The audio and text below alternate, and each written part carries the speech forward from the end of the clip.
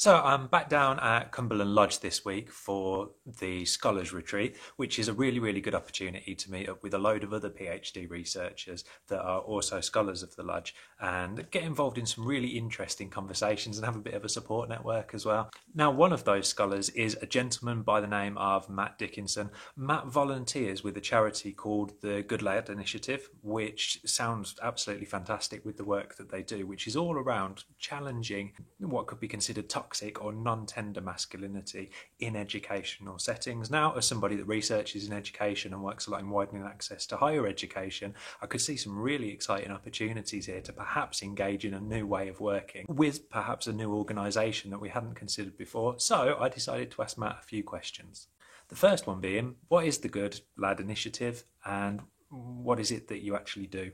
So Good Lad Initiative was formed several years ago in Oxford by some guys on the university rugby team, and they formed it because they felt there was a bit of a disconnect between the way that young men might behave, particularly in university sports teams, in public and in private, particularly as a group, compared to how they actually are as people. So they felt that most young men want to be thought of as a good lad, and most people are, good lads, but perhaps sometimes when sports teams might be out, they might do certain behaviours which don't reflect how they actually are as people. And sometimes those behaviours don't even have an explanation. They're just things that young men do because they perhaps feel they have to do. So they formed the organisation to get young men, particularly on sports teams, in groups, to create a space and just discuss masculinity, the way they interact with wider society, with a view to trying to combat things such as sexual harassment, with a view to combating things like homophobia, and also to thinking about things like male mental health and things like that. So, second one, within this work, why is it men that you specifically engage with, and why is that the objective of the Good Lad Initiative?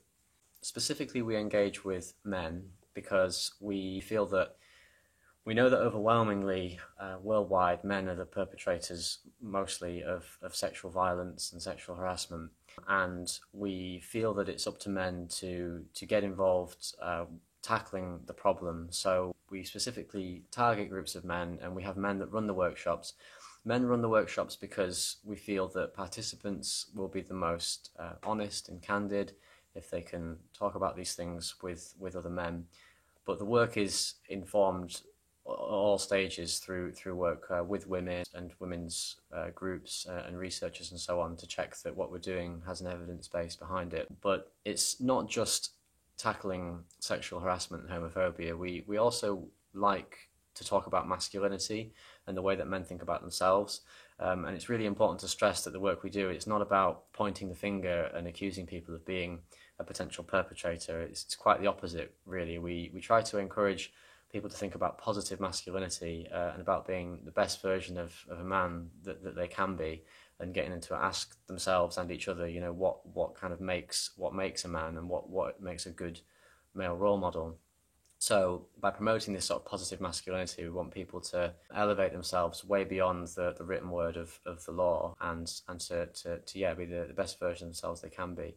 And through that comes a lot of liberation. We're trying to deconstruct in a sense that sort of man box and let people be sort of any version of themselves that they want to be. It was really interesting to hear about that, and I think there's definitely some overlap with the work that I might be doing with the research and education, and perhaps the types of masculinity that are most valuable in relation to academic success, and perhaps the ones within peer groups that are seen as less desirable for young people to hold. So could you kind of talk a bit about the work in an educational context? I think the work that we do is important in an educational context because inherently what we're trying to do is we're trying to take young men at university age, but also school age boys as well in some of our other work, and we're getting them to just think about things which are constraints which are imposed upon them, unspoken societal norms and pressures that may just exist for no good reason, and trying to sort of step outside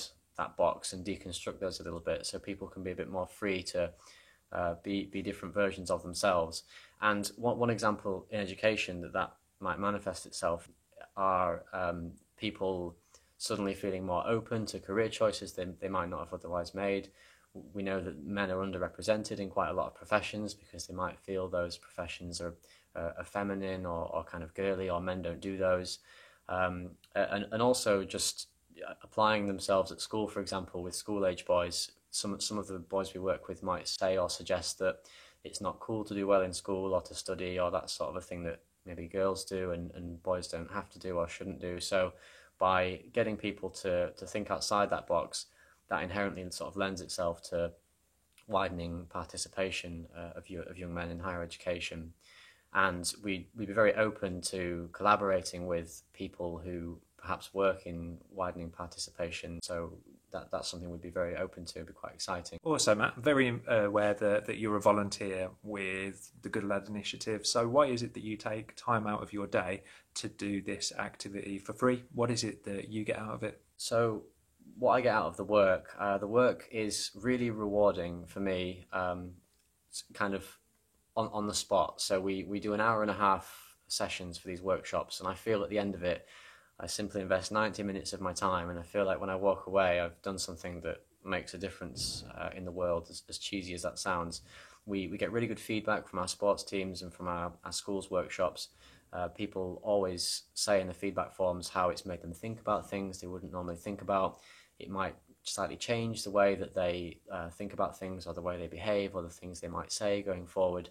So you can tell it's making a real difference. And then also with relationships between men, like sports teams, for example, the sports teams we work with, they often say they feel more cohesive and like they can be more real with each other.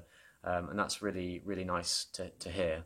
And also it helps me reflect a lot, as we're all on a journey of learning going forward. It helps me reflect a lot on my own privilege and the things that I do and say. So it's really developed me as a person as well. The work of the Good Lads Initiative sounds really, really fantastic, and I'm really looking forward to exploring some options that I might be able to collaborate with them to really increase the impact of the widening access work we do with young men, which typically speaking are going to be one of the groups that are least likely to enter into higher education. I've popped the web link to the Good Lad Initiative in the description below, so if you want to click on their website, find out a little bit more, please do. I'm sure they would be more than happy to talk with people from universities, people in schools. If you're interested in volunteering yourself, maybe you can get in touch as well and support the fantastic work that they do, which I believe really, really closely aligns to the educational objectives that we've got perhaps as individuals who are involved in education as teachers, widening participation practitioners, researchers as well. So Matt, thank you for taking the time to speak to me, and that's it for now.